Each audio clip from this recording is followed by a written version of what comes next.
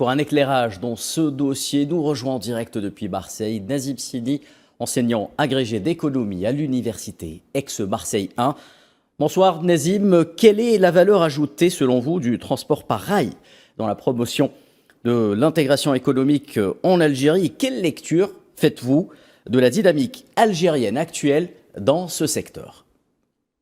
Écoutez, il faut noter que ce projet, d'abord, comme vous l'avez dit dans le reportage, est un projet structurant, c'est-à-dire qu'il va permettre au pays de franchir un palier extrêmement important. Vous savez, dans tout processus industriel, le rail représente un pan stratégique, parce qu'il va permettre d'interconnecter des bassins miniers avec des bassins industriels, dans l'objectif est de permettre justement d'avoir un hub logistique et un hub en termes de supply chain.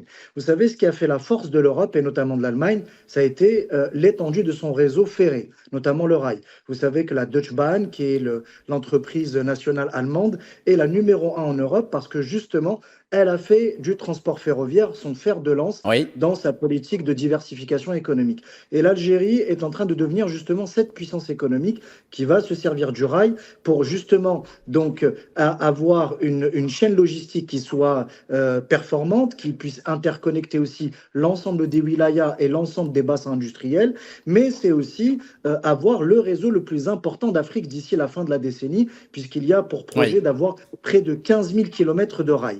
Donc, encore une fois, c'est un projet extrêmement important. Ce sont des infrastructures de base qui vont permettre de propulser l'Algérie parmi les pays émergents. Et surtout, ce sont des investissements qui sont amortissables sur 10 ou 15 ans et qui peuvent durer pendant des décennies. Donc, c'est pour ça que je trouve que la voie qui est empruntée par le pays est une voie stratégique et qui va permettre justement d'accompagner les efforts des pouvoirs publics en matière de diversification des exportations hors hydrocarbures.